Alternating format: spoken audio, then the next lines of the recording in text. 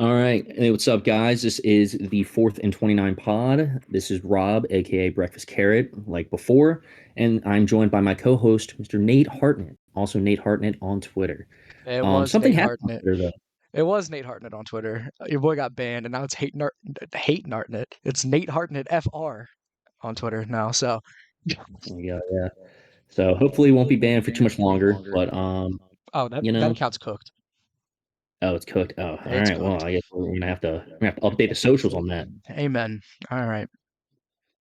But obviously, we are a football podcast, and we are here to obviously talk about football news, or just anything that's going on. We are both Ravens fans as well, so obviously the goal is to talk about Ravens and everything that goes on with them. Yeah. I mean, something happens in the football world. We're gonna talk about it, but as of right now, nothing major is really going on. So boring, so boring. This is like it's the worst time. It's the worst part of the off season because the draft's over, and the draft high is over, and obviously you got players at OTAs and all that fun stuff, but it's just not hitting. The season Yeah. needs to hurry up and get here. But This part of the until season then, is so boring that people on Twitter love to complain that Lamar Jackson didn't show up to one OTA, which who cares? Lord, yeah, that's a whole thing in and of itself. But look, I mean, even Odell Beckham Jr. in his presser even said that OTAs aren't even that big of a deal. And if a guy as talented as OBJ is saying that, why should a guy as talented as Lamar Jackson worry about missing one OTA? Oh, but remember, guys, Aaron Rodgers went to OTAs with his new team, the Jets. Makes a little bit more sense when it's a new team. All right, you kind of gotta freshen up a little bit. But this is Lamar Jackson's team. He doesn't need to be an OTA day one. Yeah, it's not like he needs to build any chemistry with his players. We got what, two new major pieces on offense, and they were both already in touch with Lamar Jackson before they became Ravens, in Odell and Zay Flowers. So Yeah. Hey, well, actually three. All right, we can't forget Nelson Aguilar. I'm All right. forgetting Nelson Aguilar. Let's put him aside. He might be a key contributor, but nobody wants to hear Nelson Aguilar's name on a Ravens podcast right now. So This is fair. That's a fair point. a name that people do want to hear on a Ravens podcast though is J.K. Dobbins. What the hell's going on with him right now? It's that time where it's his contract year. So obviously, all the talks are ramping up, and he's gonna want to get some shmoney. And the Ravens historically, I think after Ray Rice, have not really invested too much money into running backs because they just don't see it. It's just not a viable financial commitment to them. And they've been pretty solid at finding some undrafted free agents at running backs. Most notably in recent memory, Gus Edwards. Obviously, Gus the Bus. But then remember, 2017 legend Alex Collins. Oh, the Irish jig. That was my guy. Oh Wasn't man, because like Justin Forsett undrafted too? I don't think he was undrafted, but he was a free. I mean, he was just a free agent that we picked up He for that one wasn't year. like a high pick. It was Forsett was definitely more than 1 year. Forsett, like those mid 2010s Ravens teams that were not really great. Justin Forsett was like a huge contributor. He was running back one on maybe the 2015 team, where we don't talk about the 2015 Ravens, Yeah, but I mean, he honestly might have just been wrapped up in all the injuries and stuff because I can't remember if he played the full season or not. I know 2014 was like his year. That yeah, was his year. Alex But Collins yeah, no, came around Alex in like Collins, 16, 17. yeah, he honestly wasn't even that bad either. It was just like when he like became the full time starter, he didn't hit 1,000 yards, but he was really close to. So it's like obviously in theory, if he started the full season, he would have hit 1,000 yards. Either way, though, couldn't break a tackle to save his life, and could not hold the football to save his life because he had a fumbling issue. He So did have a major obviously, fumbling issue. I completely yeah, forgot about that. But yeah, 2017, he put up 973 yards. He only started 12 games.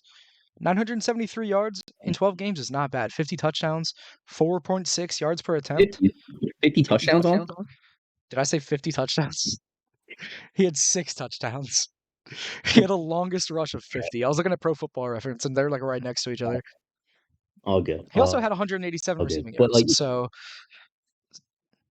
1,000 yards from scrimmage for an offense that was not that great that year, that's fine. that offense was horrendous. That wasn't the Mike Wallace year, was it? Mm, it might have been because yeah, no, 2017 the offense was like just disgustingly slow. That I was the Mike Wallace year. I vividly remember that year because yeah, Mike Wallace was like the only legitimate receiver. It was him, Ben Watson. Jeremy No, actually Maclin. Ben Watson was the legit receiver. Jerry Maclin Yeah. was great as a signing, and then he just never hit the field, Yeah. That and it was awful. offense was bad.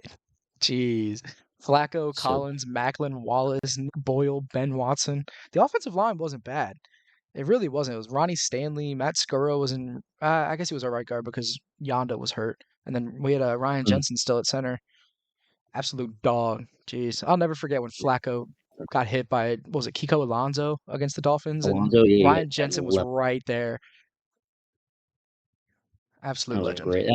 It had some good moments. Obviously, it just didn't end in the way we wanted it to. Because that was the Yeah. year that Tyler Boyd became a household name. Yeah, let's not talk about Tyler Boyd.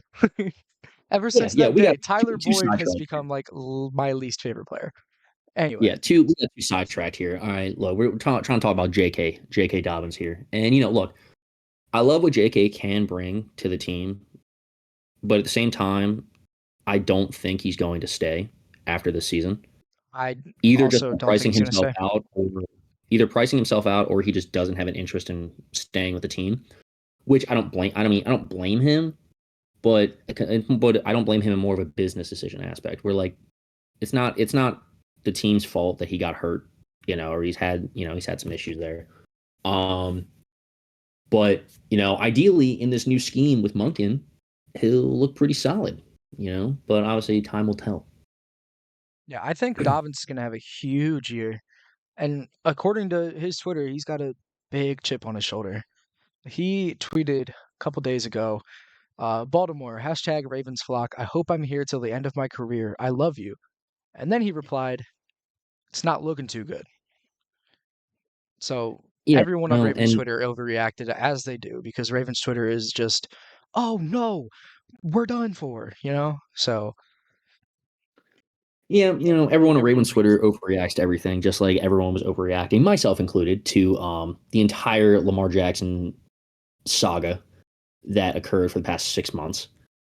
And so again, I don't blame them, but I just I don't know. I think it's a little too soon for JK to start tweeting out stuff like that. And I'm getting the vibes. I'm getting the vibes that not like Marquise Brown level vibes. We need a real soldier out here, but like it's creeping up to that level where if the play on the field is not gonna it doesn't back up what he's complaining about, I would prefer to see him go somewhere else.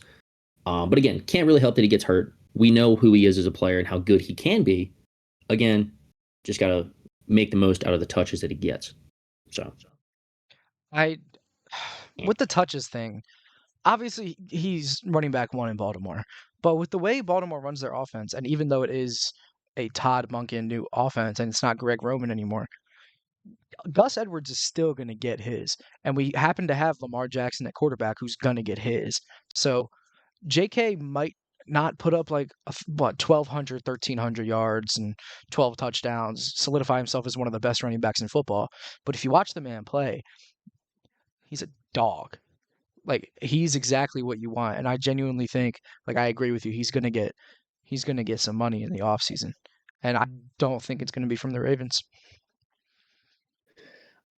So not to like try and look into the future here and see where he goes, but I think what would be a really nice fit for him if he does leave would be the Chargers.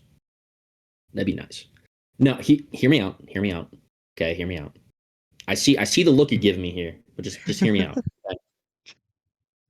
You could be like, oh, they have Austin Eckler. Well, Austin Eckler doesn't want to be there. And at the same time, Austin Eckler is not the greatest tackle breaker out there. He's a great.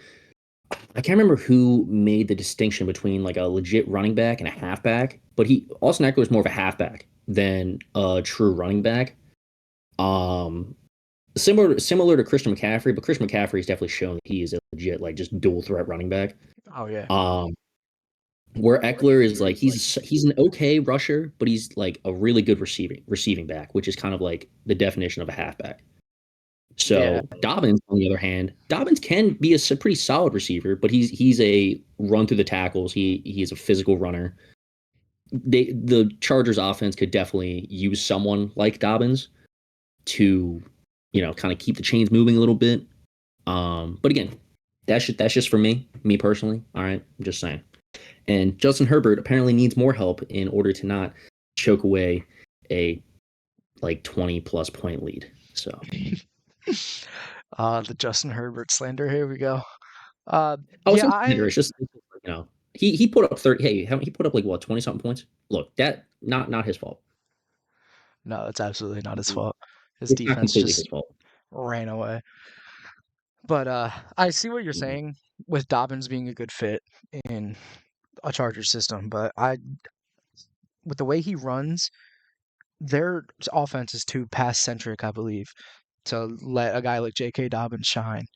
I think he would be a really, really good fit somewhere like Tampa. Their quarterback situation, not good. But they could figure something out. Kyle Trask could end up becoming Tom Brady. Who knows? Obviously, that's not going to happen. But Kyle Trask could run away with the job. Baker Mayfield, if he runs away with the job, Baker Mayfield has had Nick Chubb for the majority of his career. He knows how to Kareem handle a Hunt. physical running back. Kareem Hunt too. I mean, Kareem Hunt's pretty physical back as well, and a better receiving back. Yeah. But And Dobbins is no slouch in the passing game. He's not amazing in the oh, passing game, but he's definitely not unusable in a passing situation. Like we would consider him a three down back. yeah, you could definitely consider Dobbins a three down back. It's just like in terms of like opportunities, he just hasn't really gotten a lot of those receiving opportunities. Which is also an issue with Greg Roman, who he doesn't like screenplays at all. With his offense, regardless if it's a bubble screen, run like any type of screen, not a fan of it. And for some reason, just doesn't like checkdowns. Lamar was the checkdown 9 out of 10 times on those plays. So again, Dobbins just never really got those opportunities. But if he does in this system with Monken, who knows?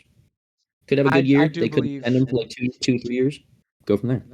I do believe Monken is going to have Dobbins shine. If you've watched Georgia's offense in the past few years, they've been by far the best offense in college football and by far the most electric offense in college football. And that includes utilizing your running backs in the passing game. And they do a lot of running between the tackles. They haven't had the most physical running backs. They run through the tackles. I don't Mm, remember who their running back one was last year, but I know he got drafted. He was a absolute beast in that system, and I think Dobbins could shine just like he did. What is his name? names lost on me as well. But no, that's a thing too, where it's like, again, like if Dobbins hits 1,000 yards, which he probably will, again, if he stays healthy, I mean, I could definitely see like at maximum like 1,300 total like yards from scrimmage. And the only issue with him hitting 1,000 rushing yards is Gus, because Gus is in his own right a very solid running back. Again, not the greatest receiving back, all right, but he's had his moments. And again, you don't average 5 yards per carry on accident. I mean, sometimes you do if you're Zeke, but Wow. like that's just Zeke in his own right dominated like the back end of the 2010s. So like again, he 2016 was Zeke still, was an absolute pleasure to watch. yeah, that was a time. Let me tell you. When him and Dak became like the best offensive rookie duo, all because Dude, Tony Romo went down. God, God bless Tony Romo. I Mm-mm. remember when he first went to commentary and he was genuinely fantastic at his job, and everyone was like, "Oh, he's so revolutionary. He can predict what's happening." And now he's genuinely like a pain to hear. I hate when I Yeah, see Tony Romo's commentating a game now. because it's like he's not even a bad commentator. It's just like in terms of a color commentator, he could just be better. Yeah. I don't know, Like Jim. it's cool that he can. It's like it's cool that he can predict the plays and stuff like that. But it's like you got to have a little bit more, a little more pizzazz to that, And he Yeah. doesn't have that.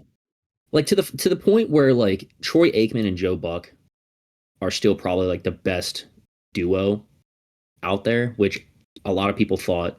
Now, okay, let me backtrack that a little bit.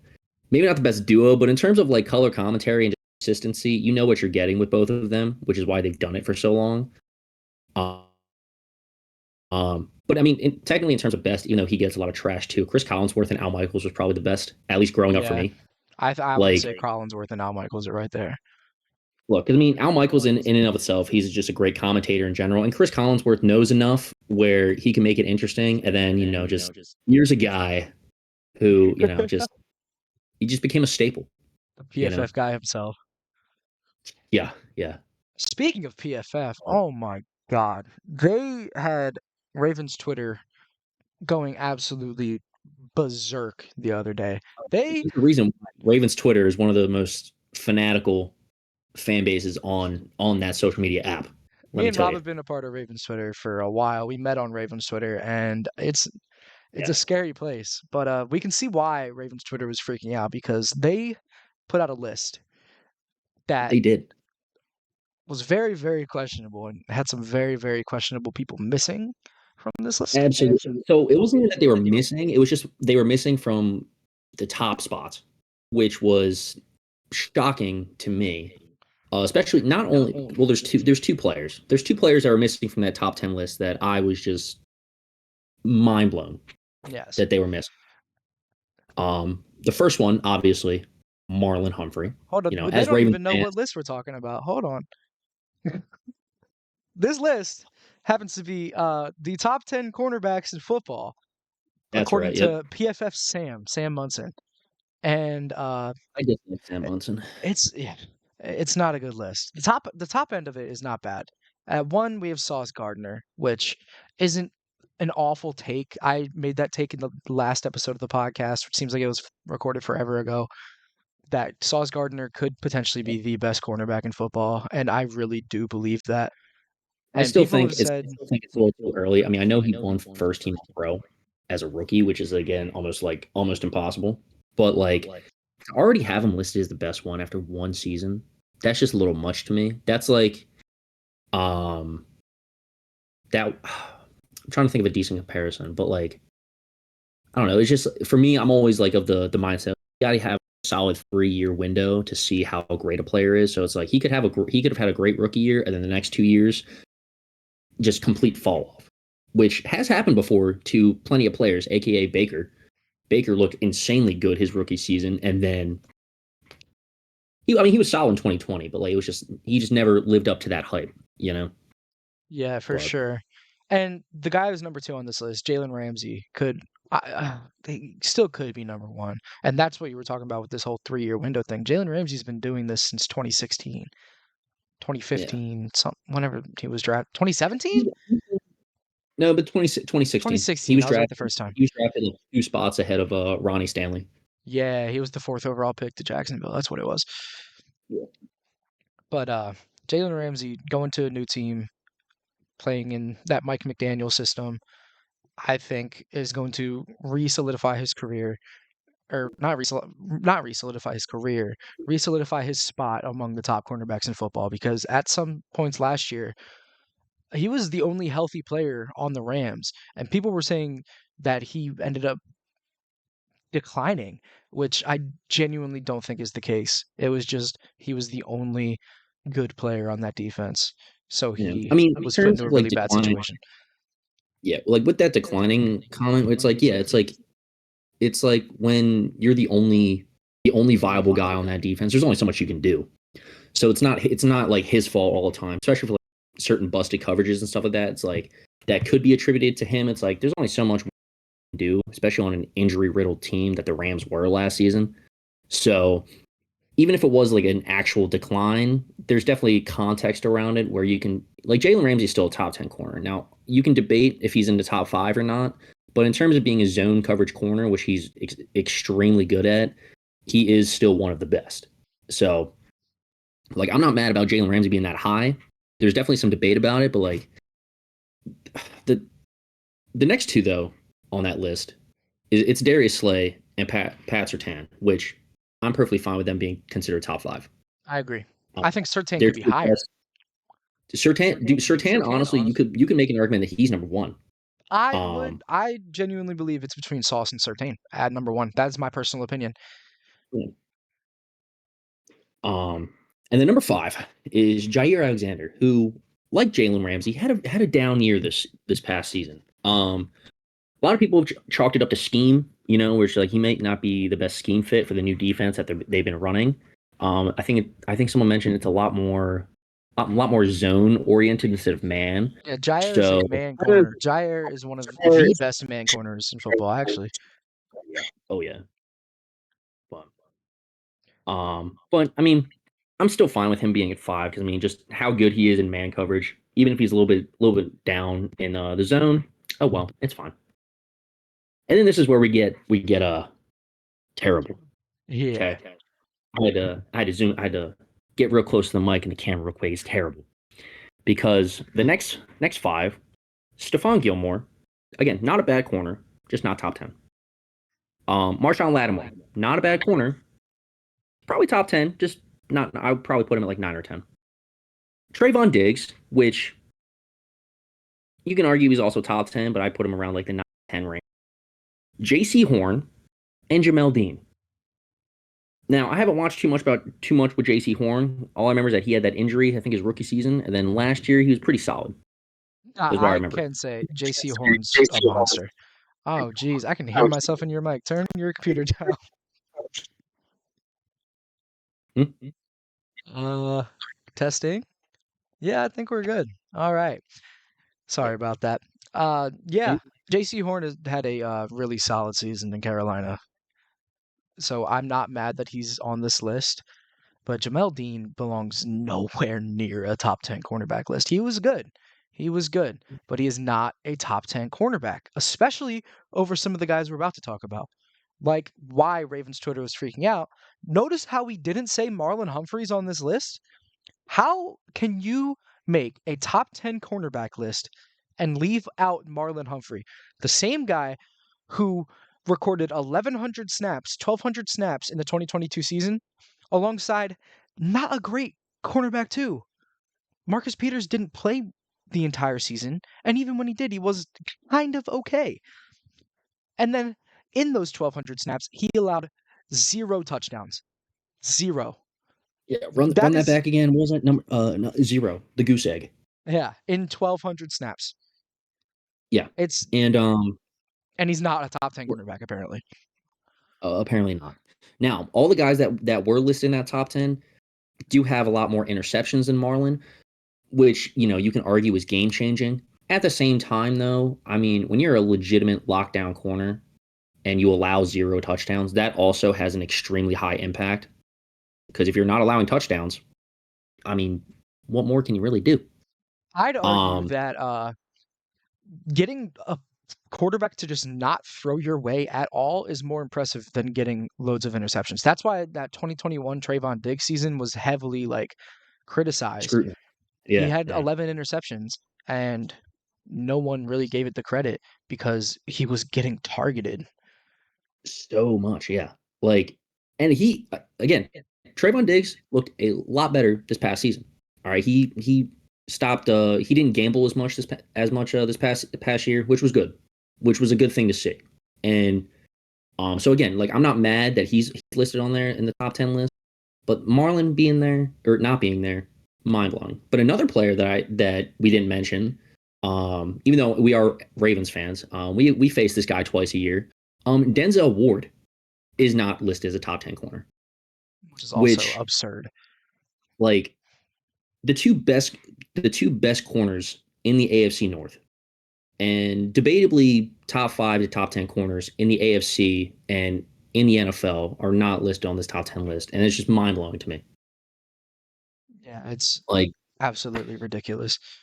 And looking at this absurd. list, there's only 3 corners that are in the AFC on this list, which kind of blows my mind, actually. Sauce, Yeah, Jalen Ramsey, like, and Surtain are the only ones in the AFC on that list.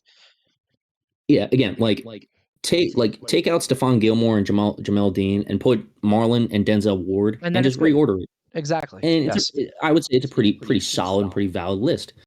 But like considering how all these players have more interceptions, it just seems very narrow minded in terms of like how Munson is viewing the cornerback position, and it's like there's way more to that than just interceptions. Because if interceptions were everything, God, Marcus Peters and Trayvon Diggs are the best corner, hands down. All right, Marcus Peters leads is like one of like the only active players with like 30 plus or 40 plus interceptions, something like that, something crazy. And it's like because he's a ball hog. At the same time, though, he would allow so many yards, and it's not God, good. watching Marcus Peters in the last 2 years as a Ravens fan was the most painful thing I think I've ever had to watch. Like, he would get his picks, yeah, sure. But the amount of times that I would catch myself like screaming, Marcus, what the hell are you doing? Stay on your man is a problem. Which is Yeah. why I like, yeah, let's get into this now. The whole Marcus Peters thing on Ravens Twitter, the whole Marcus Peters debate, Oh, that's and right. Yeah, yeah. The whole Marcus do Peters they bring bring him him back. back? Do they not bring him back? I am all the way on team keep him away from Baltimore. That might be a hot take, but I don't care. I liked him in 2019. Every Ravens fan loved that move in 2019. It was a big reason we won 14 games. Ever Yeah. since then, huge decline. 2020 was fine. It was just like 2021 didn't play, and then 2022 new defensive scheme that is not man centric, which is where Peters thrives. Wasn't looking too hot. Yeah, no, this Mike McDonald defense is not for Marcus Peters. And Mike McDonald, I hate to break it to you, is still the Ravens defensive coordinator, which is a Mhm. big reason why Marcus Peters should just not be brought back. Obviously, that leaves a hole at cornerback too, but leave that for them to figure out. I would rather figure out a cornerback two situation than try Marcus Peters again. And we might not even have a hole there. We signed Rocky Sin. That's not a bad downgrade, if it is a I'll say downgrade at all. Rocky Sin's definitely not a bad downgrade. He's also more of a zone centric corner, which we already mentioned a is which is more common in McDaniel's. Wow, got me thinking about the Dolphins already. Um, in the McDonald scheme, and that's fine. I'm like 60-40 with Marcus Peters. Like I'm 60% keep him out or keep him away just because he is like a very man heavy corner. At the same time, though, that 40% of me is like, we are one injury away from being back to 2021, where it's Marlin and bums in the back end of the defense. Now I'm not saying Kyle Hamilton. Kyle Hamilton, God forbid, he is the furthest thing from a bum. Marcus Williams, furthest thing from a bum. But they have more important responsibilities to deal with, where we need a cornerback too that just like understands the system or at least understands the environment and the defense around them, which Marcus Peters still does. Again, See, not see, saying I would want him as the guaranteed bona fide cornerback too. I would be okay with him at depth. Now, if he comes out and if they come out and they're like, yeah, he's gonna be back, he's gonna be back on the field, opposite of Marlin, like 80% of the time.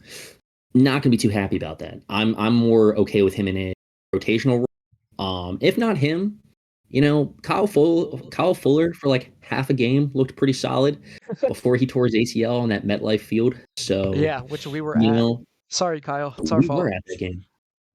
No, it's not our fault. We just wanted to see our boy Joe Flacco. Yeah, we All did. right, Flacco.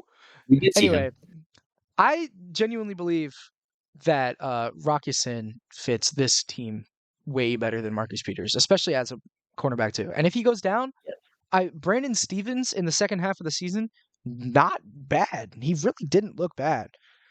Obviously, we have Not players bad, like but I also don't Jalen. wanna I don't rely on Brandon Stevens, who they've flip-flopped at with corner and safety, like, I mean, it all no depends. tomorrow. Like, Like, just give him a position to actually focus on, you know?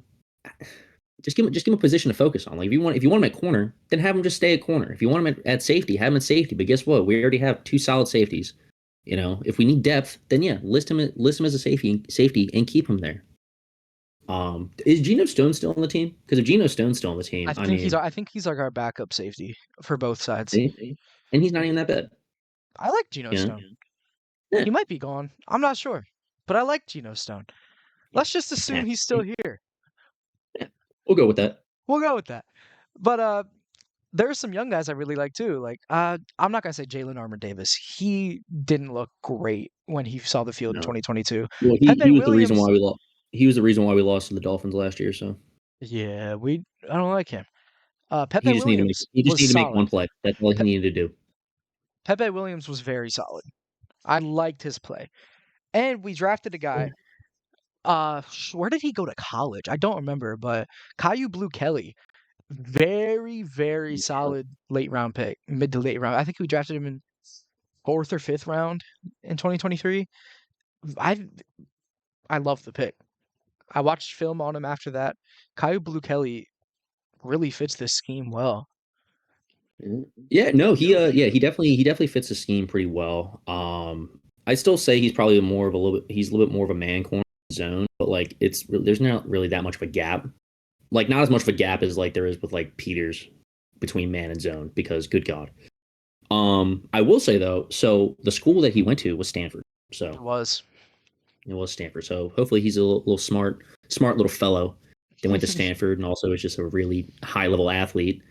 And that mind muscle connection comes in, and he could end up being like the starting slot corner. I would love that. I really would. At the same time, though, I mean, Kyle Hamilton's a pretty solid slot guy in and of You got to itself. Where keep like, Hamilton in the box or keep him deep. I feel like we have to keep him consistently playing safety, like with how good well, he is yeah, at what oh he yeah, I'm does. just saying, but like when he's been in the slot, like because the slot is like very physical. It's not always in the box, but like it's he keeps his eyes in the backfield to see what goes on. Similar to what Marlon did in 2019. I mean, played like outside and in the slot, like 50-50 in 2019. And that was the year he went all dominated both positions. So, you know, again, but I do agree with you though. Definitely keep him kind of either in the box or out in deep zone if need be. But again, worst case scenario, if you need to slide him in the slot for a couple plays, can't really go wrong. I mean, if you know me and you know me, you know that I am Mm-hmm. probably the biggest Kyle Hamilton guy in the Ravens fan You base, to pretty be sure you completely like honest. ordered his jersey in draft night, or you like were like almost going to.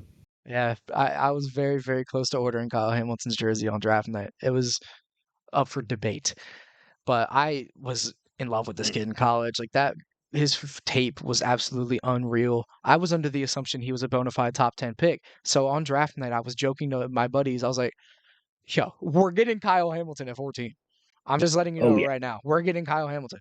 And everyone was like, yeah, you're absolutely crazy. And then pick 13 happens. Jordan Davis goes to the Eagles. And I'm like, oh my God, Yep. that's the one player that if we weren't drafting Hamilton, we were going to take at 14. We're getting Kyle Hamilton. And then we actually got Kyle Hamilton. I lost my mind. That entire 2022 draft night was amazing for me because I loved Hollywood. But I wanted Tyler Linderbaum so bad. I really do believe that We got we destroyed that draft night. it was a very solid draft night. Cannot lie. Cannot lie. Kyle Hamilton, Tyler Linderbaum, both all pro level players as a rookie. I mean, Tyler Linderbaum, Linderbaum's already up there as like one of the he's best top centers. five center in football, and he's a sophomore. Yep. Yep. And Hamilton has the ability to be a top five safety as well. Oh, guaranteed. I mean, he could end up being better than Marcus Williams, but I mean, Marcus Williams is like as a pure free safety is like Oh, still he's one a of the best. ball hawking. He's fantastic at what he does. But what Kyle Hamilton does, that's the beauty of it all. We have both of those guys, and they do very separate things, and they mesh perfectly together. That's why, like, trading Chuck Clark was my Super Bowl. Like, get him off my team. Oh, that's another Oh thing we man. can talk about. Chuck Clark. What's wrong with that guy? Honestly, you know what? Look with Chuck, I was I was okay. I didn't mind the trade. I was kind of glad that he same as you. But what really made me so happy and so thankful that he left was afterwards, where he like made it seem like it was such a bad thing, or that like the Ravens team or the environment was just not a good environment for him. And it's like, no, you just got outplayed by one of the best safety prospects in the last couple of years. Yeah. Like, You were not our bad. fault. We drafted your replacement. Cry about it. Yeah, I hate that guy. Like, Earl Thomas was right. yeah, God, yeah. That's saying something. If Earl Thomas looks good in hindsight, then look, man, I'm glad he punched that him. speaks for itself. Chuck But Clark, if you're watching this, I put hey, up the middle finger for you I'm not gonna go that listeners. far. But I hate Chuck Clark. I will say though, doubling back to Kyle Hamilton though, like the impact that Kyle Hamilton had on the team, like this as even as a rookie, it stems specific. I know specifically they drafted Kyle Hamilton and they signed Marcus Williams specifically for one team only, Cincinnati Bengals. Oh yeah, and it After worked. 2021, after 2021, they were like the Ravens were like, oh no, no, not happening again. So then they signed Marcus Williams, they drafted Kyle Hamilton, and they ran a lot more high zone, the two deep safeties, which Joe Burrow notoriously struggles with. And the numbers show it. I mean, he just looked average against the Ravens in all three of their matchups. Obviously, he still won two of those matchups. At the same time, two of those matchups were against backup quarterbacks.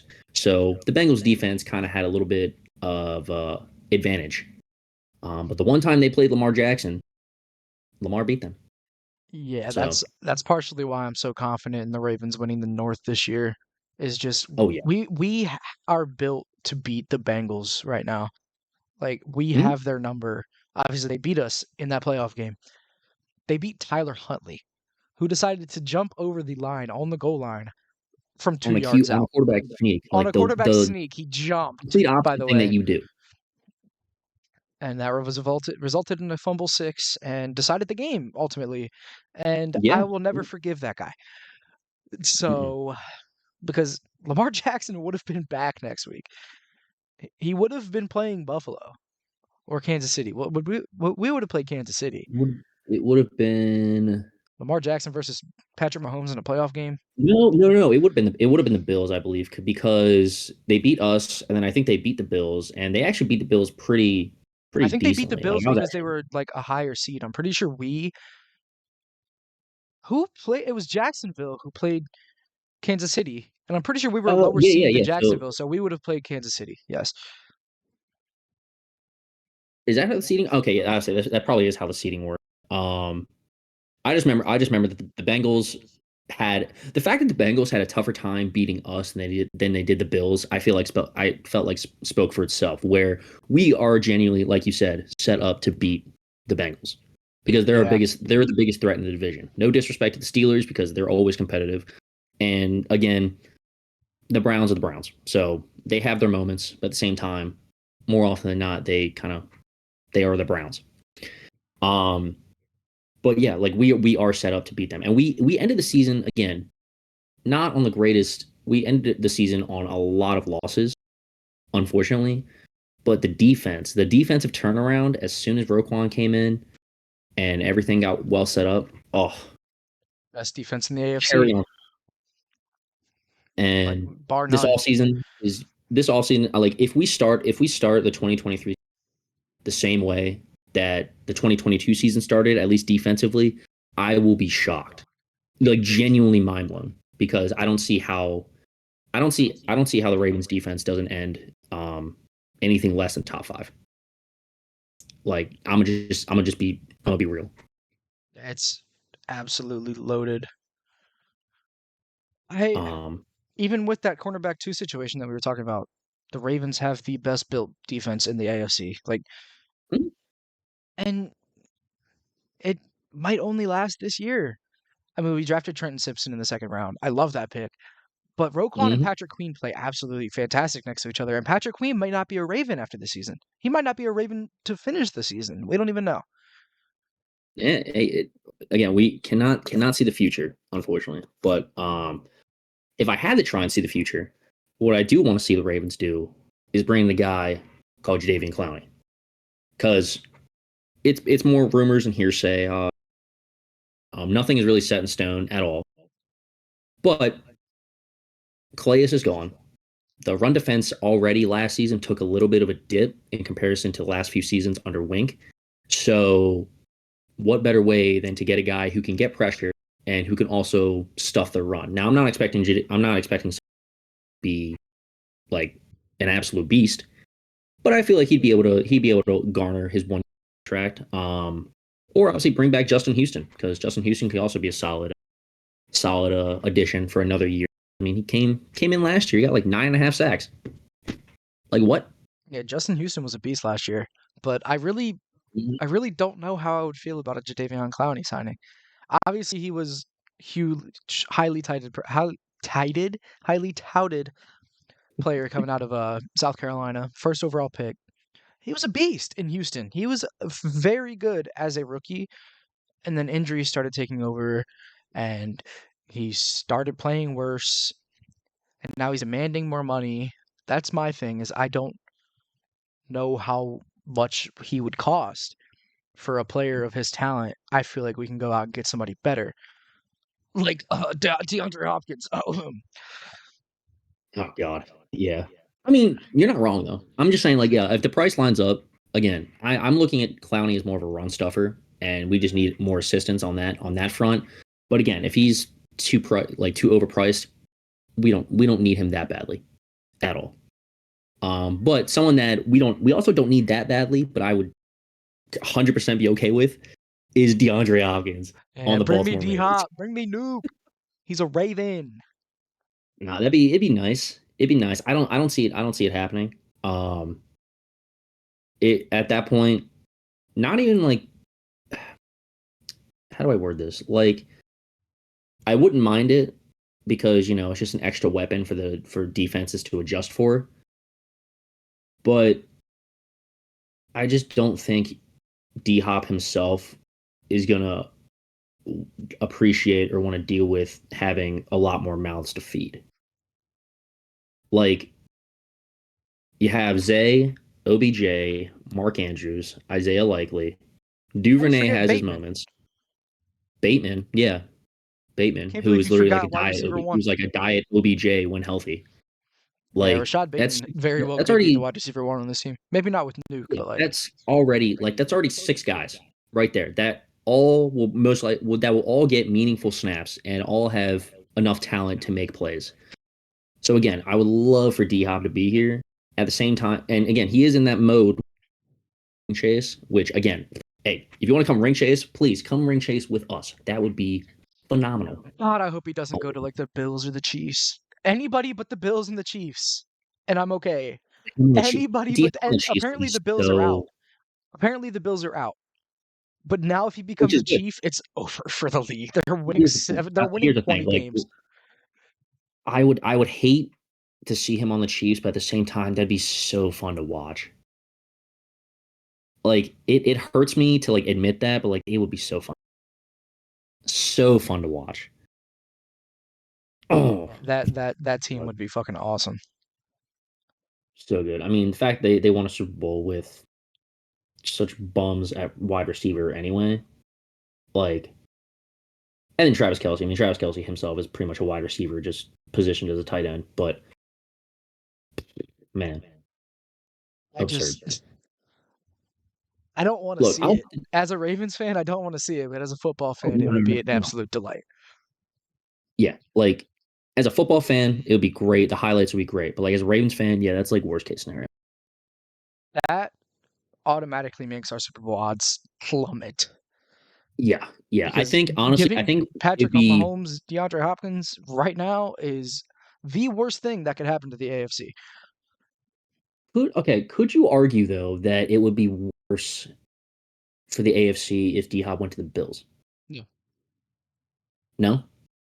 Well, they're out, but Well, I, yeah, I but like I if they genuinely think that oh, yeah. the only hole in Kansas City, along with them having the best quarterback I've ever seen, is them not having a solid wide receiver, and that would be DeAndre Hopkins.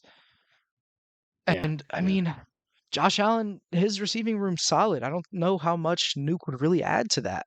Like, obviously, Gabe yes, Davis he would is add. not solid. Gabe Davis is No, solid. He's just not no. a monster like Dude, football fans thought he was going to be. Every single Bills fan that I've seen on social media dislikes Gabe Davis with a passion. I don't blame them because he had 4 touchdowns in a playoff game. and decided to become bad. For those of y'all watching on YouTube, I'm getting up to turn a light on. It got dark outside. Oh yeah, yeah. I'll say I was wondering where you were going. Um, look, I mean, look, man. After Stephon Diggs, there's this giant drop off. Where if D Hop is there, I mean, I feel like that offense would be a lot bigger of a threat than Kansas City. I But if the Bills disagree. are I out, really do. if the Bills are out, that's perfectly fine because I'm okay. Like I'd be more than okay with that. But again, if he goes to Kansas City instead, that's a little bit of an issue. Um, Yeah. but I mean, there could be a sleeper team that just shows up out of nowhere. You know, the Jets. Yeah, You I know, was even about, I was though a about lot to of say people are the like, well, the Jets are Jets just absolutely looking like that revamped team. their wide receiving core and they just traded for Aaron Rodgers and all this stuff. So why would they go out and get D Hop? Because he's DeAndre Hopkins. That's why. All Even right. if you have the three best receivers in football, you there's no reason to pass up on DeAndre Hopkins. Yeah. I mean, look, he's Even not if you're like the top five Bengals, you could anymore. go get DeAndre Hopkins. D Hop's not like a top five wide receiver anymore, but at the same time, he's still a top 10 guy. Like when healthy, when he is firing on all cylinders, that man is one of the most dangerous players on the field, like Oh, hands down. bar none. Yeah. He might have the best hands I've ever seen. God, I can't believe he wasted. Well, I can't believe the Texans made him waste part of his prime in Arizona of all places. And poor guy. Under Cliff Kingsbury for a little bit too. So upsetting. So upsetting. But I mean, we if he shall see. I comes mean, to Baltimore, we have the best look, he's receiving been core in he the was tweeting AFC. out some emojis or something like that. So we'll probably get some sort of update in like a day or two of like where he's going or like a report of where he's going. Just But know, once that DeAndre Hopkins news comes out, we're on it. oh yeah, oh man, We soon might as have a soon as it's little out, guest or two on there too. Who knows? who knows? We I shall don't see. even know. Depends on I'm just how saying. scheduling lines up. Oh my voice, but it depends on how scheduling lines up. But Yeah. yes, Yeah, like I said, I don't even know if that's a possibility right now, but it could happen. Who knows? I've been it in could touch. happen. This is true. It's true. But I mean, man, other than that, I mean, what are the Ravens news has really been going on? I don't know. Did Marlon Humphrey tweet that he took a shower or something? Who knows?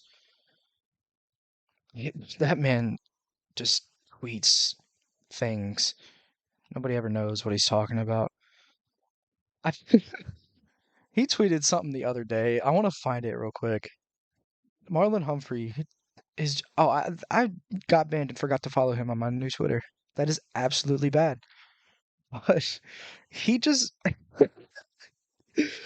like he tweeted, "I All right, want for to ask a anyone serious watching on question." YouTube, if this is not edited out, my dad just stopped in because he was checking on the AC unit. I forgot to tell him that we're recording. Nice. Teehee. But Yeah, like I'm looking at his Twitter right now. May 25th, he tweeted, "Why can birds talk? How does that even make sense? What does that even mean?" who? Marlon Humphrey. Dude, he's such a goofball, dude. I love He's such him. a goober. Oh For a my guy who's a top God. 10 corner, would you say that Marlon is a top 10 level tweeter? Oh, he's top two. In the Because like NFL, there's not a better tweeter. he there's I don't think there is an NFL player that is a better tweeter than Marlon Humphrey, but like oh God. Some of the stuff that he tweets out, I'm just like, how did you graduate from Alabama, man? This dude, May Like 14th, he tweeted, "Joe Rogan podcast has me convinced that I need some pet bats." like what? He didn't even realize that the Titanic was real. He thought it was What? just a movie.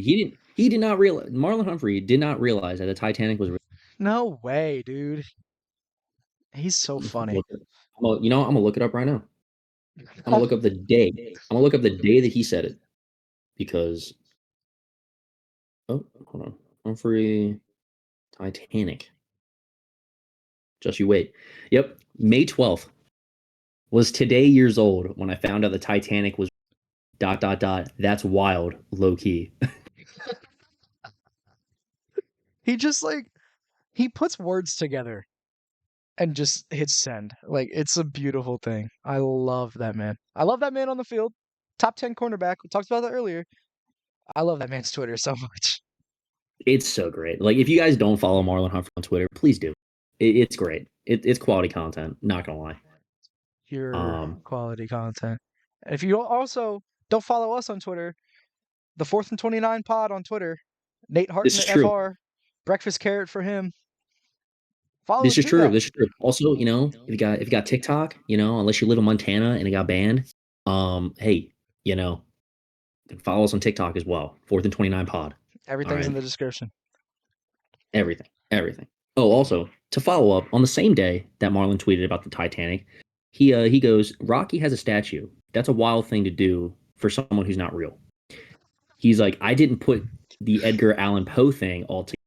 Still not happy about that one. And the Titanic thing, I guess. I missed the true story slide in the movie. This man, this man, Oh my god. He's again, so like awesome. I don't get how he graduated from Alabama.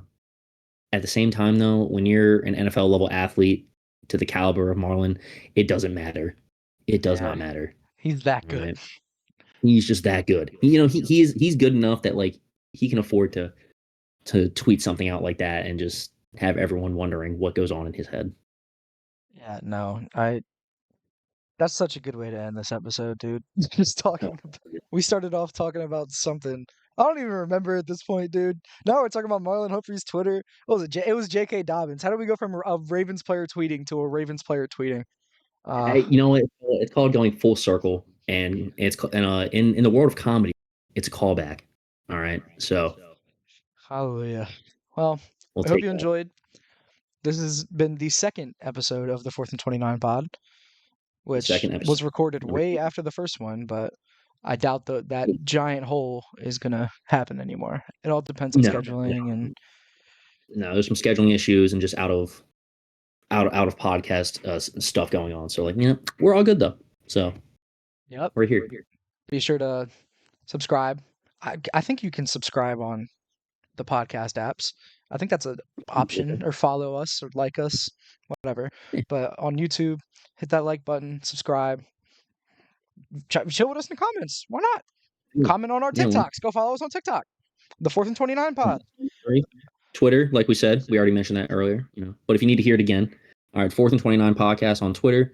Breakfast carrot from me, with two T's, one at the end of breakfast, one at the end of carrot. All right, just saying.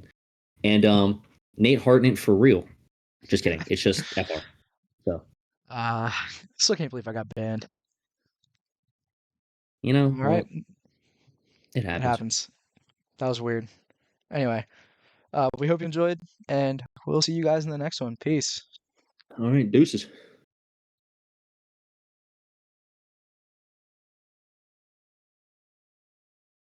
Yeah. Kids. I think